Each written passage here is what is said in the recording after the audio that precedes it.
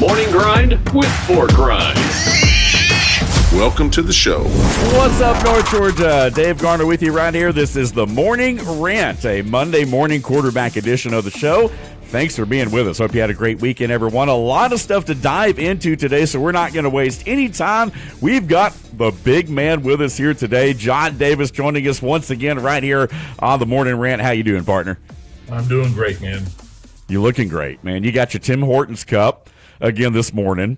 I got my coffee, so. I haven't talked to them, but I'd like to say we're sponsored by them. I was going to say, we may have to work on a sponsorship deal here or something, but again. And I'm wearing a hoodie, hopefully for the last time this year. Oh yeah, I was gonna say, yeah. I had to put on it's kind of like that in between, time where you're kind of, 50s, almost 60s. So it's not quite t-shirt polo weather. It's not quite pullover weather. You're kind of in between. So yeah, we're kind of teetering on that line. Hey, a busy weekend, and John and I are going to chop it up for you. A lot of stuff to talk about. Of course, the Texas Open. A lot of golf news to share with you this morning. March Madness, just wow. I mean, unbelievable finishes throughout the course of the weekend. Opening night for the Atlanta Braves, opening weekend, if you will, against the Kansas City Royals. We'll dive into that a little bit. Chase Elliott, man, our local boy, getting it done in Martinsville yesterday. Again, we are the home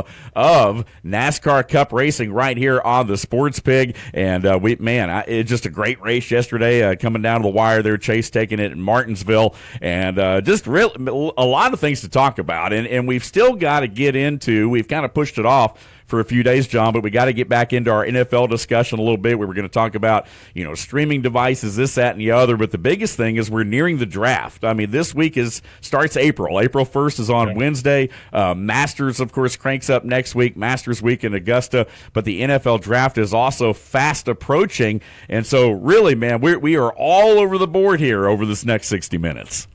Well, we are. And this is actually, we'll get into it later as well, but this is actually where the GMs and the head coaches make their money. Yeah. And, I was telling my wife earlier, going back to the Masters, I'm worried the way this weather's been, we're not going to be able to see any of those blooming azaleas and how beautiful that course is out there. I know, man. They always seem to make it work. That's the thing. I mean, that course is always pristine every time they play, no matter what.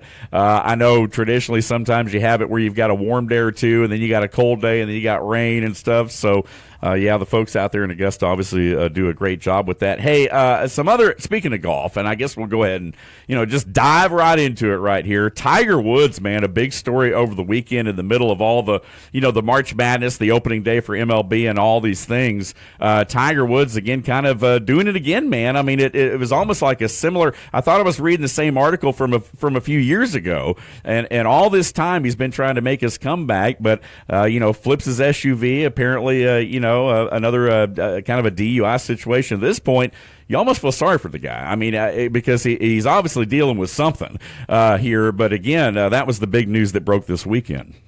Well, and you said something that I'm going to try to get into a little bit more about you feeling sorry for him. You're starting to see a pattern with Tiger. Right. And I was thinking about over the weekend, and we're not sitting here judging. That's not our place to do that. We're just trying to give our opinions and how we feel about certain stories and everything. Tiger's worth $600-800 million. Mm-hmm. He needs to get a driver. Yeah. And it's proven time and time again. But what I'm worried about more than anything, I used to be a Tiger fan, and then I fell off the wagon back in the 2000s because of his attitude and everything. And then I think he had a little talk with Arnold Palmer, and he got kind of back on track. Right. And became a big fan of his again. And because a lot of the players in the league started liking him again. Yeah. Enjoying being around him. Sure. I'm wondering now if we're not getting into mental issues. We know that he has physical problems, and hey, I've lived it for 30 years, and I understand exactly what he's going through. But there's a point in time to where his handlers have to step up. And I had heard two comments. I'd heard one comment saying, nobody wants to give up their ability to drive because they feel like they lose something in themselves. Yeah. Well, what happens when you kill someone? Right, exactly. Or you hurt someone? Yeah, you're losing more. Yeah, you're losing your freedom at that point. Exactly. So you need to rethink that. And then also, one of the things that kind of made me mad over the weekend was everybody's like, well, we got to make sure Tiger's okay. We got to make sure. What we need to be doing is thanking God that nobody else was in that crash. Well, you're absolutely 100%. Yeah, and 100%. And that's what bothers me. Yes, we need to address these with him, with all the players, because I don't care what anybody says. There's mental issues, and we're going to talk about it in just a second. There are mental issues with every athlete that goes in there. The best thing that ever happened to me, Dave, and I never really talked about it for a long time, but about 2 years ago, I started seeing a mental health coach. Okay, yeah. And it's the best thing. At 58, it was the best thing that ever happened to my life. Right. And people are going through whatever they are. Everybody's – it's like I always tell my kids walking down a street in the neighborhood, do you want their problems or do you want your problems? Right. You know what I'm saying? Exactly. So clean your house up. And then, you work towards getting better. And then that way you're going to be better in the community. You're going to be able to help other people. You're going to be a positive influence for other people. Tiger has seemed to, I think, kind of lost that because even if you look at him at this PSL or PGL, I forget the name of the new league that they started. Right. He doesn't look like himself. Yeah, no, not at all. I think a lot of people have been saying that. Yeah. Yeah, he doesn't look like that jovial self that's having fun. Now, everybody can fake a smile, but as an athlete, I'm not an expert, but as an athlete, I can look at people, especially in the NFL or NBA, you can always kind of look at them and say, you know what? Something's not right. Right. Yeah. Yeah. And the way they handle the media, sure, the way they handle their domestic life, the way they handle their teammates. Yeah. It always comes out in the end. Right. And I just think that we need to go back and say, okay, Tiger, this is becoming mental. Mm-hmm. You got a problem. You're abusing painkillers. From my understanding, alcohol wasn't involved. To me, because I have been on them, painkillers are way worse. Oh, right. Because apparently he passed the breathalyzer test. Right. But whenever they wanted to do a blood test, that's when he refused it. And that's going to tell you how many things are in a system, and that could be covering mental, that could be covering energy or your health, sure, your body and stuff, and so I can understand why he did that. Right. But it comes to a point to where you need to sit down and say, you know what? Thank God. And I'll say one more thing, and I'm an open book, and I tell my story to anybody who wants to hear it. I made a really, really bad mistake in 1998. Okay, when I woke up in the hospital, the first thing I asked was there anybody else involved? Yeah, and there wasn't. And I thank God, because I knew I was selfish and I made a horrible mistake. And I think about that every day, and I'm just thankful that I did not have anybody else involved with my stupidity. Right. And you don't get many chances like that. If you understand what I'm saying. Right, you really don't. But you again, you changed your behavior, and I think that's the most alarming thing with Tiger is that, like you said earlier, we're seeing this pattern of behavior repeat itself, and that's when there's something going on there. So again, certainly thoughts with Tiger, but to your point, I think more importantly is that no one else was involved, because I think that obviously would have been a lot bigger story. It's one thing to give up your driving privileges because you feel like you're losing a little bit of freedom, but if you end up hurting other people in that process, then you're really giving up all of your freedom at that point. So I agree. I mean, with someone with his level of income or what have you, I think it would behoove him probably to hire a driver. I mean, I think that's a great solution for that situation. And that stays with you for the rest of your life as well. Yeah. Trust me. Yeah, it absolutely. Does. And I think I'm really hoping that the PGA will rally around him. and Right. some of his close friends will rally around him because, we're losing some of the old guard in the PGA. Oh, yeah, And absolutely. Yeah. Every sport's the same. You hate to start losing the old guard in the NBA, the NFL, the NHL. Yeah, golf. NASCAR, whatever it may be. You're right. Yeah, you hate to start losing those people that can come down and mentor these kids. Yeah, Tiger, those guys a long time ago didn't make $50,000 a year, but you know what? They went through a lot more than we went through. Oh yeah, right. And so Tiger, I'm hoping that will surround himself and try to get out of this and make it a positive. Yeah, I agree with you wholeheartedly. Hopefully he can turn things around as he was getting ready to make a comeback, of course, at the Masters, and then a setback again over the weekend as Tiger Woods rolls the SUV, gets arrested for apparent DUI there. Hey, on a lighter note, with golf, Gary Woodland.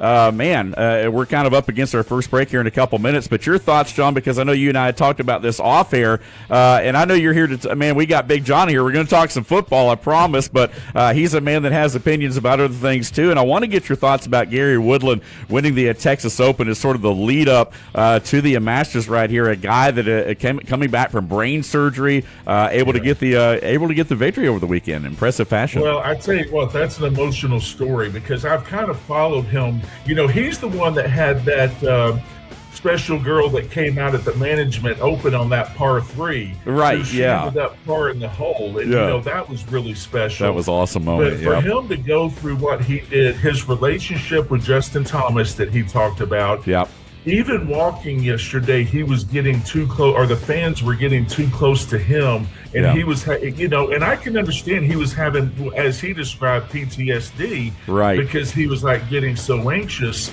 And for him to pull it out, was just phenomenal. It was phenomenal. And, so happy for him. He won the U.S. Open. He has brain surgery. Has no idea, 1, if he's going to live. 2, can he talk? And 3, can he play golf? Yeah. And look what he did. He went out and won it. Yeah, that was so awesome. Again, a lot of great stories. Yeah, already building on the links there. Again, Gary Woodland winning the PGA, the Texas Open over the weekend right there. Hey, the Masters coming up next week. We're going to be wearing our Masters gear next week right here on the Morning Rant as we get set. Of course, it's going to be a lot of fun, and you feel like weather-wise, you turn a corner when you get to the Masters, so a lot of golf news here in the first segment. Hey, we're going to take a quick time out and come back and talk a little bit about March Madness, the Atlanta Braves, and some NFL news. Plenty more straight ahead on this Monday morning quarterback edition of the Morning Rant. Dave Garner alongside Big John Davis. We're the home of ESPN Radio in North Georgia on the Sports Pig app and online at sportspigradio.com. Tired of shouting your business's name into the void and getting nothing but crickets? Your brand deserves more than awkward billboard glances and flyers lining bird cages. Right now, listeners are hearing me ramble on instead of your ad. That's a touchdown for missed opportunities and a fumble for your wallet. Recovered, Atlanta, game over. Your ad could be here, making fans laugh, cheer, and most importantly, call you. Go to sportspigradio.com or call 678-454-9552 and get your business off the bench and into the game. Big opinions of the big games from the big mouths. Man, I think it's just ridiculous. Yeah. It's the Morning Rant on WPGY, the Sports Pig, North Georgia's home for ESPN Radio. Sit down. Back here on this Monday morning quarterback edition of the Morning Rant. Dave Garner alongside Big John Davis till 11 o'clock this morning. Chuck Oliver will be up next, the king of college football with Southern Sports today. Hey, appreciate you guys being with us. We had a great weekend. Friday opening night at Truist Park. We were broadcasting live over on our sister station, 101 The Pulse, on Friday night. And John, you'd be happy to know that we were the only non-Atlanta radio station there. We were sandwiched in between all the big boys in Atlanta, but nowhere else did you have more interaction, more engagement. We were the only ones that had promotional items. We were handing out T-shirts. We were throwing out, the stress balls. And so, again, we had some folks come by the tent, some loyal listeners from the north end of town there. And so a lot of fun on Friday night. night. And what was even better was watching the Braves getting opening day dub, especially after, starting the season last year 0-7. It was great to see the Braves win the series over the weekend. They took the first two, and I don't know if you caught that game on Saturday night, but that Dominic Smith grand slam walk-off was quite the scene there. Of course, Dominic playing his first game in a Braves uniform, and his mom. We're doing it's Feel Good Monday today. We were just talking about Gary Woodland, of course, coming back and winning the Texas Open after brain surgery there. But Dominic Smith, his mom passed away from cancer just a couple of weeks ago, and he's able to be the hero on Saturday night there. Yesterday they didn't do much, but again, they did get the dub there. So hey, 2 out of 3, man. You do that throughout the season, you'll be in good shape. You're going to be in great shape, and I'll tell you this: my wife and I were in between Netflixing and Prime and Hulu. I said, let's just turn the channel to see if what the Braves are doing, and sure enough, the 9th inning was there. And I was like, okay, let's see what happens, because this is one of the few times I have gotten to watch them on TV. Yeah, exactly. And I only like it when the Braves do it, but there was nothing like hitting that home run and getting about halfway down and then flipping the bat. Yeah, exactly. Yeah, the spicy only the Braves bat flip. can do that. I don't want anybody else. I don't want anybody doing that. It's like Acuna. If Acuna played for a team I didn't like, man, I wouldn't like the guy. But he's an Atlanta Brave. Speaking of, I would say the only negative maybe from the weekend, Acuna only had one hit all weekend. So he wore the collar on Friday night. He was 0 for 5. I think he was 0 for yesterday. So hopefully they get Ronnie hit. I'm not too worried about him, but definitely a slow start. But everybody else picking up good. We talked about Ozzie Albies, of course, coming out of the gate, his first at bat of the season, hitting a home run was huge. So hopefully that's an omen of good things to come as we talk about our Atlanta Braves, and we'll do that a little bit more tomorrow right here on the Morning Rant. We'll kind of recap the weekend and preview the series against the A's coming up as the Braves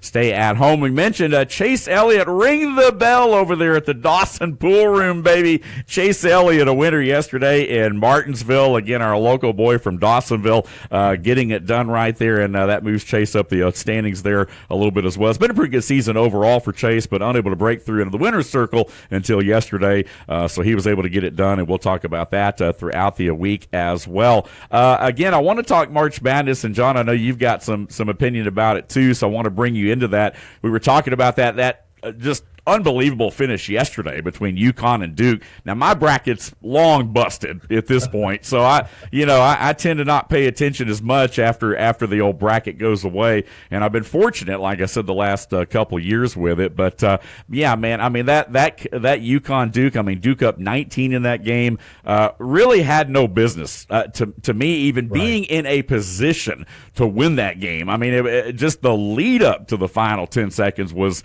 insane enough. But the final 10 seconds proved to be some of the most classic, seconds ever in a March Madness tournament. Well, and like, being the fair weather fan I am, I turned it, of course. And, being yesterday, we started Netflixing a little bit early. Yeah. But then we turned it back, and I had seen on my phone where they had cut it down to like 6 or 7. And I told Hester, I'm like, oh, my God, they're coming back. Yeah. I will say one thing. I'm not going to be controversial about it. But watching the refs in the first half, yeah, I did not see them physically call the game the same way. Yeah. I felt like they were giving UConn a little bit of an edge physically than they were Duke. Right. And I think that goes a long way, because UConn comes out in the second half thinking they're going to be able to play a little rough, be able to play a little bit more tough. Of their style, and, yeah, certainly. Yeah, the style of it and stuff. And sure enough, I didn't watch it, and I don't know how that went, but what the rule number one is, when you pass the ball in with 10 seconds to go, hold on to the ball so you get fouled. Right. There's no reason to be passing the ball. Yeah. And I think that's more, to be honest with you, I put that more on the coach than I do the player. Sure. Yeah. Because that's, as you're walking away, the coach is going to say, whoever gets the ball, just sit there and hold on it, and we'll get a foul. At least we have a chance for 2 shots, and they're going to have to go 90 feet to even tie it. Absolutely. It was very reminiscent of the game a few years back with Virginia and Furman, whenever Virginia, had it, and then they threw the ball away at midcourt.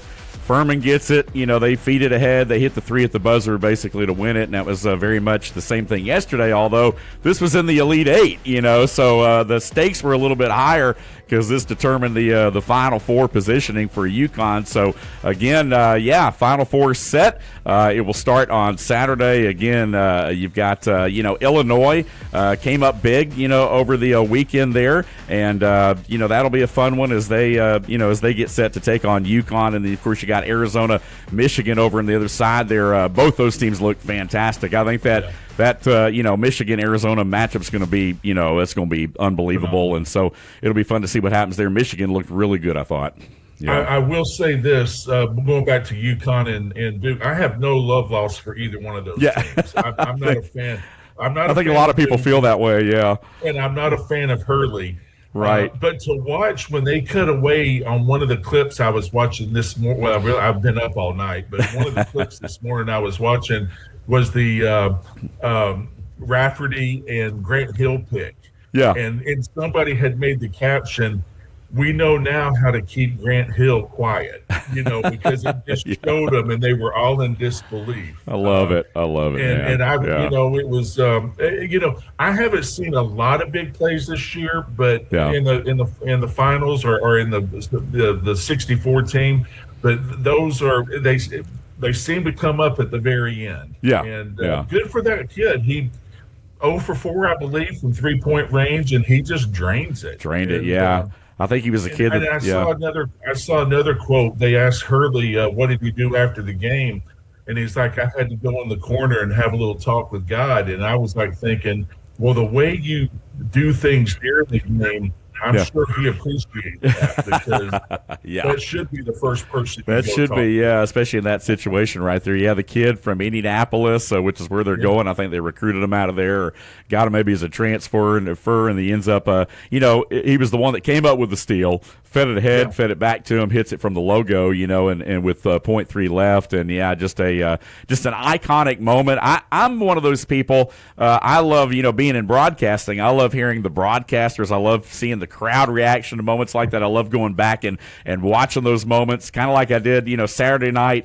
Dominic Smith hitting that grand slam, hearing that crowd, that sold out crowd go crazy, listening to Ben Ingram, in a game that, by the way, you could hear right here on the Sports Pig, listening to his call, and then of course March Madness yesterday, and listening to Ian Eagle and all the broadcasters, Rafferty, who they said they almost lost him. He was so shocked, they were like, man, thank goodness she didn't have a heart attack there or whatever. But watching the reactions of the announcers and listening to those calls, man, it gives you goosebumps, man. It fires you up. So a lot of great moments. Michigan had their way with Tennessee, man. Vols just a disappointing showing. SEC officially out of it now, as we talked about with the Final Four set right there, and that should be a lot of fun. Hey, we were talking about moments from the weekend right there, and there are a lot of them. I mean, you look across the board, it was just an outstanding weekend overall. So many things going on, it's hard to break it down here. We're almost halfway through our Monday morning quarterback edition, by the way, and on Wednesday we're going to be live at the pub in Elliott.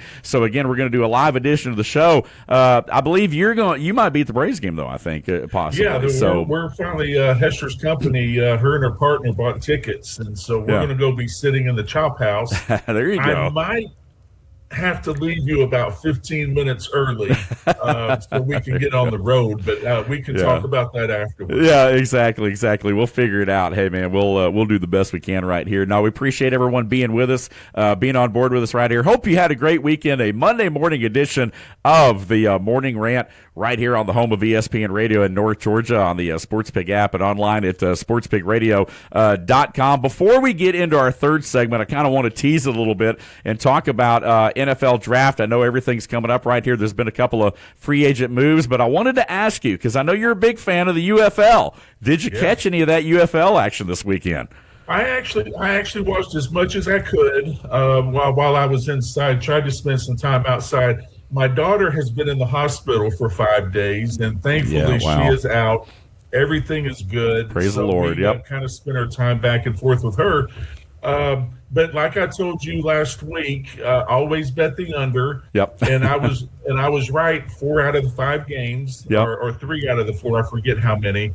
And but no, just watching what I did, them trying to tweak the rules a little bit to see what the NFL is going to do.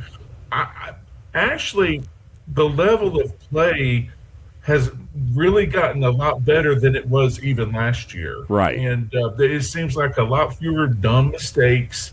You're going to have turnovers, and then at the end of the day, you're going to see your great athletes kind of step up and make some plays. Sure. But A.J. McCarron got his win over at Birmingham, and I just think it's it's a good void to fill, especially with baseball, and then heading up to the draft, and and if you're a diehard football fan, you can follow some players that will probably move on over to the NFL. Yeah, and you're talking about some of those guys in the trenches, perhaps, with the play or lack thereof of the offensive line, generally speaking, across the NFL. Wouldn't be surprised at all to see some of these guys maybe that you're watching right here in the spring eventually latch on with NFL teams. We've seen that over the course of time with, even with Younghoe Koo. I mean, he was one of those guys that was in a couple of those, developmental, experimental leagues that ended up with a lengthy time with the Atlanta Falcons, but a lot of different stories like that as well. Hey, we're going to chop it up on the other side of the break. We're going to talk a little bit more about NFL, the NFL draft, and what kind of ego problems it proposes for general managers out there. We'll also talk about some other news as far as streaming devices, you name it, a little bit of NFL and football news coming at you here on the other side of our second break. Stay with us. You're listening to the Monday morning quarterback episode of the Morning Rant. The home of ESPN Radio is right here on the SportsPig app and online at sportspigradio.com. Tired of shouting your business's name into the void and getting nothing but crickets? Your brand deserves more than awkward billboard glances and flyers lining bird cages. Right now, listeners are hearing me ramble on instead of your ad. That's a touchdown for missed opportunities and a fumble for your wallet. Loose, recovered, Atlanta, game over. Your ad could be here, making fans laugh, cheer, and most importantly, call you. Go to sportspigradio.com or call 678-454-9552 and get your business off the bench and into the game. We bring the heat. You bring the trash talk. Come on, man. Are you serious? It's the Morning Rant, live on the SportsPig app and sportspigradio.com. Nowhere else will you get the perspective that we bring right here on the Morning Rant. It's Dave Garner and John Davis till 11 o'clock this morning, chopping it up and really trying to cover this broad world of sports that we experienced over the weekend. We are going to dive more into our Atlanta Braves talk tomorrow, kind of chop up the weekend, speaking of chop, and kind of look ahead to the rest of the week for our Braves. Again, you can hear all the Braves games, or at least most of them, right here on sportspigradio.com. Again, we carry all 162 in some way, shape, or form between here and our sister station 101.1 The Pulse. We had a lot of fun on Friday night, as we talked about being down at Truist, got to see the parade of players come out and be down there schmoozing with all the big Atlanta radio stations. But hey, none of those folks that were down there, with the exception of 680 The Fan, because they're kind of the flagship, but again, we're the only one that really carries them. Like we're the actual true affiliate there,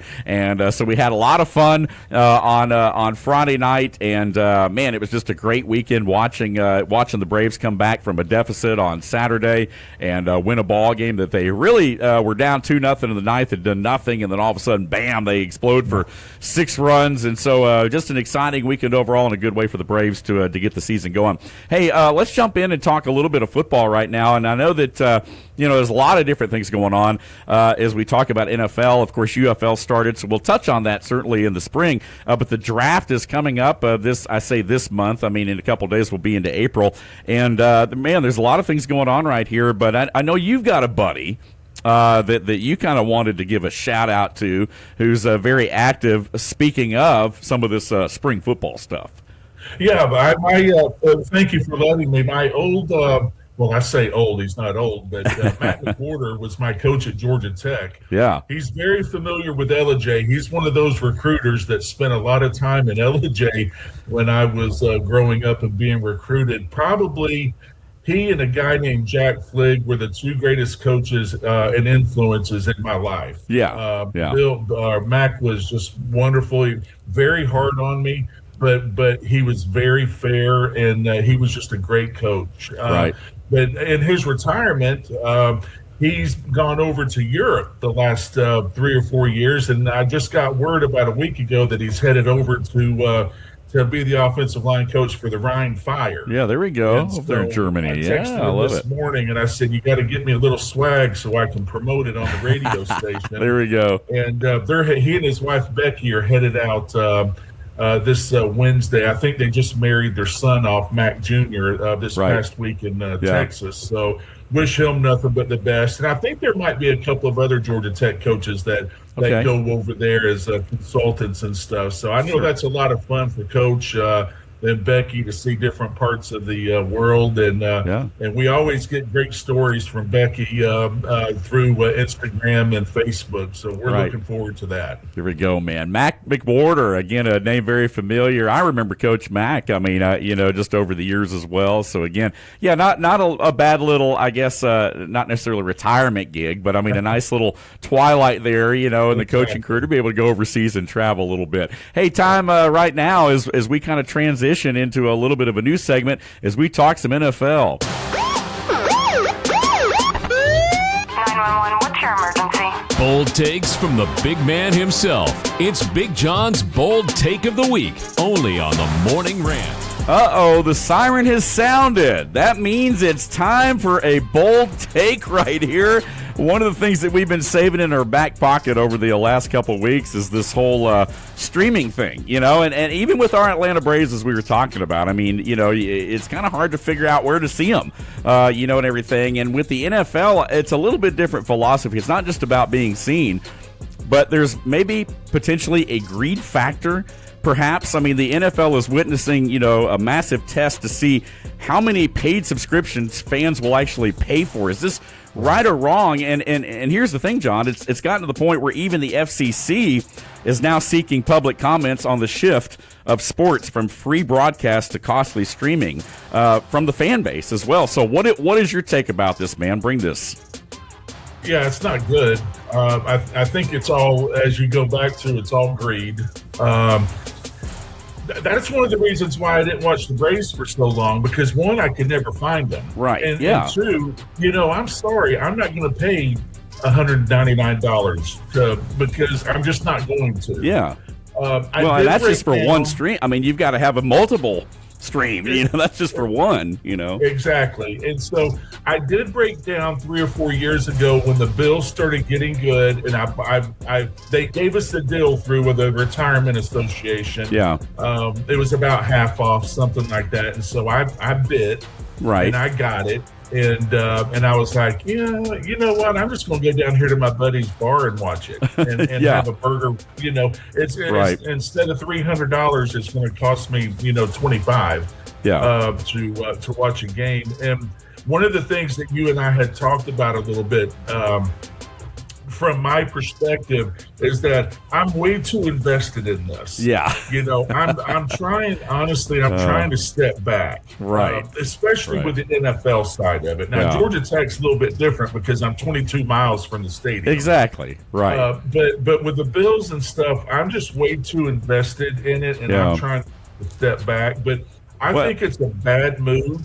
Yeah. I remember growing up, and I would go down to Mama Green and Daddy Green's house and watching the Falcons with them.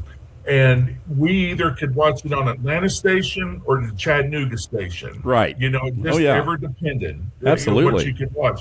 And you can't do that anymore. No, you can't. So I just refuse. Yes, we already pay for Prime. We already pay for Netflix. I understand that.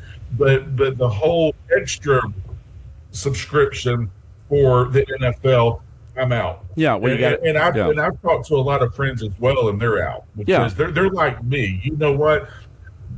That's a great 3 or 4 hour release for us. Yeah, but it's not. It's just not worth it. Yeah, and listen, we're a capitalistic society, and I understand that. I want everybody to make money, and I want everybody to promote. But this is, once again, Goodell and the owners and the powers to be are slowly going to continue to lose more fans. Yeah. If they're not careful. If they're not careful. I mean, you already have, Thursday Night Football, Amazon Prime. You've got playoff games, things going on Peacock. I mean, you've got, you have to, it's not just one or two. It's not just Netflix. I mean, you've got to have all these different subscriptions to keep up, and God forbid you follow more than one sport, like Major League Baseball, for example. Right. The Braves were carried on that Atlanta First News or whatever on Saturday night. I was able to watch it. Yesterday, I'm looking around like, okay, Braves Vision, which is their new thing, but it's not necessarily they're gaining. It's so new that even though the season's already started, they still haven't completely established the platform on all the different cable systems yet or what have you. So, again, you can go on Hulu, you can go on different things, but, again, you got to buy it. And, that's just part of it. I think that's the environment that we're in right now. Hey, we were talking a little bit about, NFL, and, of course, the draft coming up. But I wanted to ask you, speaking of the Buffalo Bills, because you kind of planted that seed and talked about that a little bit, anything that's jumped out at you so far as we kind of lead into the draft? Things are kind of calming down a little bit as far as the free agency moves with the new league year starting. But you and I were talking about Buffalo. We were talking about McDermott, some of the coaching, changes and things around the league. What are your thoughts on that real quick, and particularly with your Buffalo Bills? Well, from what I understand, and I could be 100% wrong, I'm just getting secondhand information from Buffalo. It sounds like there's kind of a clash between Bean and McDermott at the time he was working there, and I think Pagula, the owner, kind of maybe stepped in a little bit, especially if you remember a couple of years ago with Leslie Frazier and our defense, and had that Kansas City game, that horrible 13 seconds. Who's going to fire him? Where's it coming from? I want to keep him. I want him fired. Well, guess what? Yeah. The owner gets the ultimate decision. Right, And it goes back to the Bill Parcells. I'll say it one more time. If you want me to cook dinner, let me buy the groceries. You're right, yeah. But that's where that's where the egos come in. And I think there were a lot of behind-the-scenes egos with Bean and McDermott last year. Yeah. We did not have good wide receivers. The backup quarterback, suspect. The defensive backs, suspect. They're fighting behind the scenes with each other. Well, we all know who's going to win that battle. Right, Because the GM is in the owner's ear every day. The head coach doesn't have time to be in the owner's ear. No doubt. You know what I'm saying? Right. So the GM's going to win. I'm not saying that's a bad thing. I'm just saying that, at the end of the day, the GM's going to win. In most cases. Right, in most cases. I think a lot of people in Buffalo felt like that Bean was the one that needed to go. So I think it was interesting they let McDermott go, but they kept Bean. Right.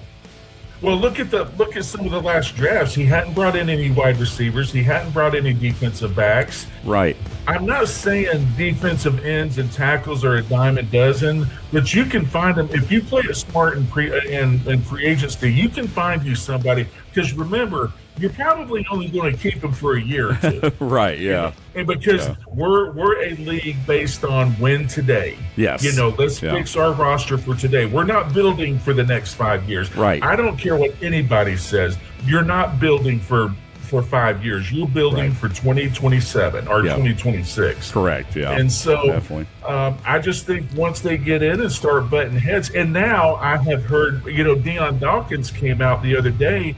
I don't know if you saw this, but he said there's just a completely different vibe in the locker room that we needed. Yeah. And so that says a lot. That does say a lot. Deion to me doesn't seem like the one that will talk too much. Right. But when he comes out and says something like that, that's a lot. Yeah. He's pretty outspoken. I think Deion definitely speaks his mind there for sure, and he's kind of one of those guys that you love in the locker room. He's kind of an outspoken leader, and he's a lineman, which, typically the linemen, outside of maybe outside of maybe one of the Kelsey brothers or what have you, or whatever. I mean, you're typically kind of the more quiet position on the team. Yeah. A lot of your more outspoken people are typically your skill position guys, receivers, running backs, quarterbacks, things like that. But to have a guy like Dawkins kind of be a team leader, but be up front, man, definitely a guy that I assume you probably would be a fan of. I mean, that just seems like the kind of guy you would really get behind. No, I do, because, at the end of the day, we always took the stance that, everything that we had to stayed in the locker room. Yeah. And Kent Hull was our leader. He was Right. by far our leader. But we also had Jim Richer. We had Will Wolford. We had some great leaders on that offensive line. But we had kept everything indoors. And, Kent made sure the coaches knew how he felt, because it was a collective group. Right. Kent pretty much spoke for all of us. Oh, yeah. And so, but we all, in a way, just kind of had a not spoken pact that we were going to keep our mouth shut, right, and let everybody else do the talking. Yeah, there you go. I like it.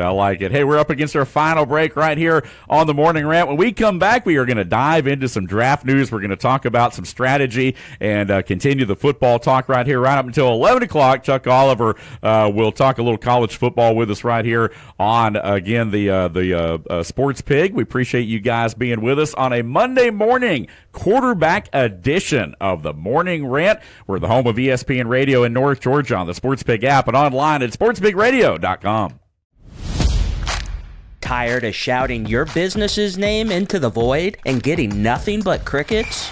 Your brand deserves more than awkward billboard glances and flyers lining bird cages. Right now, listeners are hearing me ramble on instead of your ad. That's a touchdown for missed opportunities and a fumble for your wallet. Recovered, Atlanta.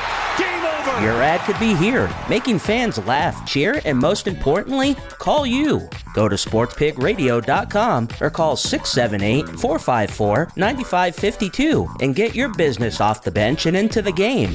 From the buzzer beaters to the big hits. If it's making noise in the world of sports, we've got something to say about it. This is Now That's What I'm Talking About. That's what I'm talking about. your all-access pass to the hottest takes in the world of sports.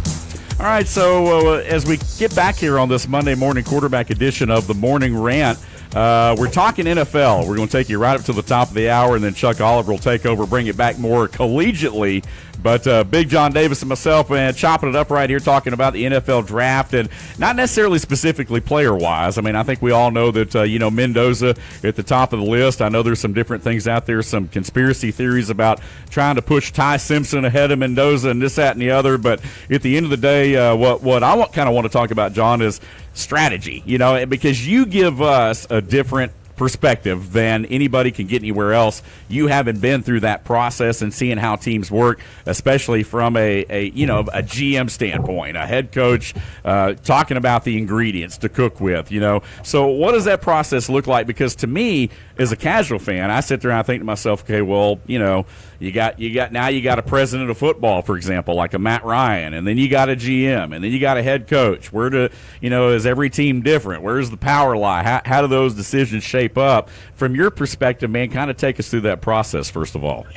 So I think what happens when the draft comes up, and like I said earlier, I think this is where the money is made between the GM and the head coach. Yeah. Because we all know what a bad draft can do for you. And on the flip side, a good draft. I think, as I said before, I think there should be 2, maybe 3 rounds, and that's it. But going into the draft, and again, I'm not an expert. I love to watch the experts because I love to see how wrong they are, after the draft has gone by. Right. But I think from what I have seen and experienced, your first 2 or 3 picks are your money picks. Right. They are, the Ty Simpsons, the quarterbacks. Yeah. You're going to find some very good offensive linemen in there. Yeah. Running backs are a dime a dozen because we know their lifespan is not long. The positions change. There's a special one that'll come through. As you know, there's a special one that'll come through, and your wide receivers can be your next big pick. Yeah. So I know they're jockeying in there. Do we give a number 32 pick away to get a number 36 and a 48 pick? Yeah. That's what they're stack doing picks. right now. I think right now that they're trying to figure out, if we trade, what are those trades going to look like? Especially in the first 3 rounds. Yeah. Now, Once you get past the first 3 rounds, I think what happens is teams start feeling needs. Mm-hmm. They're like, okay, we need offensive linemen, so they might draft 3 of the best. What's available, what's left, or what's available, yeah. or wide receivers, or DB, or a kicker. Everybody needs a kicker, and of course, we're not going to spend a lot of money on kickers until they prove themselves. Sure. So, I just think there's two. I just think there's 2 phases to the draft, to where the first day on TV is a lot of fun. Right. The second day you can kind of see the trading up and down and jockeying, to where there's still a lot of good players in those first 100 players. Yeah. So what are they going to do now? And then the third day is basically just filling needs. Right. And that's my perspective. Yeah. And until somebody tells me I'm an idiot, then I'm going to keep going with it. So is it true what a lot of teams come out there and they say things like, "Hey, we're going to draft the best player available in the first round, no matter." It's not about needs. It's just drafting the best guy on the board. I think that's stupid. Yeah, I don't believe that at all. You hear a lot of teams say that. I think a lot of it is just trying to throw other teams off, or maybe just not wanting to show your hand. Right. You know what? They probably, because they probably got trades already in the work. Right. Some of them do, because you're very bad teams. Good example for the Raiders. I can say right now that they're trying to figure out how they can jockey to get 2, even maybe 3 first-rounders, right, or 2 first-rounders and 2 second-rounders. Right. So you've got build those that capital. Teams. Yeah. Yeah, you've got those bad teams that they really need to make a splash into the draft, and so they might be the Jets. Who else? The Raiders, the Browns, I think or Arizona's whoever. not very good. Arizona, some of those teams. Right. Yeah. But back when I was playing, we had 12 rounds. I was 11th rounder. I would have much rather been able to go somewhere as a free agent instead of going to a team that had 4 number 1 picks on it, on their offensive line. Exactly. That would almost make more sense. I mean, from that standpoint, I think that would make more sense, certainly, to kind of let guys have a choice of where they might want to go compete. Where they feel like they have an opportunity. Listen, I don't want to sound ungrateful, because I'm very grateful, because I do believe today that if I hadn't have gone in the 11th round, I wouldn't have had the story I have today. Right. Yeah. But that's today. I'm 60 years old today. When I was 22, I felt a lot more emotional about it. Right. But I honestly believe that I went where I was supposed to go. Right. I played under 5 guys that I learned a lot from. Yeah. And that enabled me to finish my last 6 years and parlayed it into a pretty good career. Yeah, no doubt. And you've seen a lot, you've experienced a lot, and I think that perspective that you bring is very helpful, because you can't get that anywhere else, like we said, except for right here on the Morning Rant. In the time we've got, I want to talk about, moving up, moving down. I mean, there's a lot of strategies that play out there. I don't know if you're a Mel Kiper fan or not. You may not like Mel.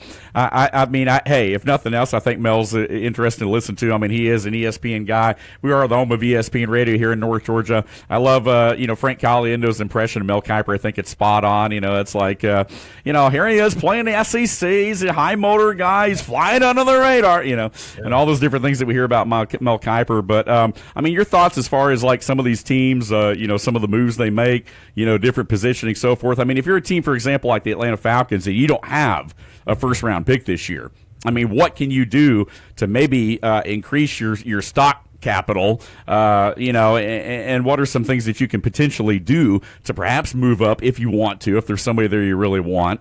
What would be a draft strategy for a team like that, you think? Right. Well, first of all, Mel Kiper, let's make sure everybody understands. Mel Kiper is for Mel Kiper. Yeah. He's got a subscription that he has to sell. So self-promotion. He's going to say some outlandish stuff. I'm not saying all of it's wrong, but, let's make sure that we all understand that Mel's for Mel. Right, yeah. And so now you get back to Dave, where you make your money. Right. That's why the Falcons brought Matt Ryan in. Yeah. So you're looking at a team that doesn't have a first draft, a draft choice in the first round. We don't know that by April 26th. Right. So they're sitting there. They're saying, okay, we got so much money under the salary cap. That's when you bring in Mr. Blank. Yeah. And you say, okay, Mr. Blank, give us a scenario that you're going to let us spend this money. And so now everybody is involved. Right. Does everybody have to agree? No. But when the owner comes in with a checkbook, then he's got pretty much weight on the decision that's going to be made. Right. Matt Ryan seems like to be a very football sense guy. Sure. Very level-headed guy, very unemotional guy. Yeah. That I think is in the right now. They're doing their evaluating. It would not surprise me, Dave, if they make a choice to bring a quarterback in. It just wouldn't, because I think the two quarterbacks they have now are not good. Right. Yeah. And one, we don't think Tagovailoa is going to stay around that long because of injury, because it only takes one hit. Yeah, I was going to say one more hit may be it. It could be done. And I just don't think Penix is a good quarterback, and that's just me. Right. Yeah. And so it wouldn't surprise me if there's especially the Falcons aren't working on trades right now. Yeah. Talking to Mr. Blank to say, okay, what kind of money do we have? What does it look like? And then, and of course, we're not going to hear anything until the draft day. Yeah, until it happens. They already brought in Trevor Siemian too, a veteran there. So again, there's a lot of unsettledness, I guess, with this Atlanta Falcons team. Well, I'm sorry to cut you off, but one of the things that I was going to tell you about that we've kind of talked about is obviously having a starting quarterback is very important. Yeah. What's the second hardest position? Is the backup quarterback. You're right. You better get the backup right. Yeah. Because if you don't, you're done. Yeah. And so they brought in Trevor. I think that's great. You know what? It would not surprise me, as smart as Ryan is, it would not surprise me that they at least don't put on the table one of the top 4 or 5 quarterbacks to bring in. Oh, yeah, absolutely. If they're sitting there and you're picking, middle second round, I think if you're the Falcons at this point right here, they mortgaged away their first-round pick this year on James Pierce Jr. last year, which 10.5 sacks later looked like a pretty good move, but now with all the legal trouble and potentially not returning there, all of a sudden it looks bad, and some of those character issues that weren't there must have definitely reared their ugly head. Well, and one other thing that you've got to realize as well, you can get a lot. You can hit a home run with 5, 6, and 7. Yeah. If you do, it goes back to what you just said. If you can find a good character kid that might have had a couple of injuries in their college career, but he's got a great motor, he's got a great attitude, he brought a lot to the team. The head coaches at the college say, you know what? This kid's good. This kid's mentally into it.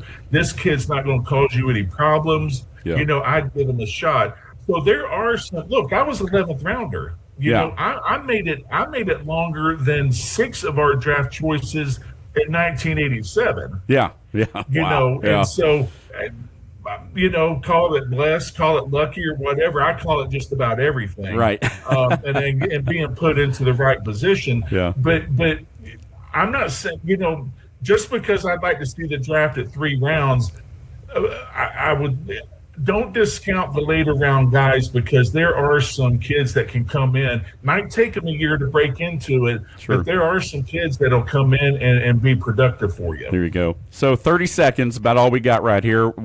You got a Georgia Tech hoodie on here today. What about Hayes King, man? What does the future look like for him? I don't know. I know he's very football smart. Yeah. I look at him almost like a Trubisky. Right. And I'm going to be honest with you, because I love the kid quickly. I didn't think he had the arm strength to get it downfield. Yeah. Well, apparently I was proven wrong at the combine. Yeah. So he's looked pretty good, apparently. Haynes is one of those maybe backups, solid, maybe a third round or third string that can work himself up and maybe have a possibly good career as a backup and maybe a starter if he gets a right chance. There we go. The perspective from Big John Davis right here, once again bringing it on this Monday morning quarterback edition of the Morning Rant. Hey, we're out of time today. We appreciate you guys listening. We'll be back tomorrow as we dive a little bit further into March Madness and our Atlanta Braves. John, thanks for being with us right here on the program, buddy, and we'll see you later in the week. You got it. See you Wednesday. All right, man. Once again, we are the home of ESPN Radio in North Georgia on the Sports Pig app and online at sportspigradio.com. This is the Morning Rant Monday through Friday live from 10 to 11 right here on Sports Pig Radio. Chuck Oliver is up next, the king of college football with Southern Sports Today. Stay with us. We'll see you tomorrow morning right here.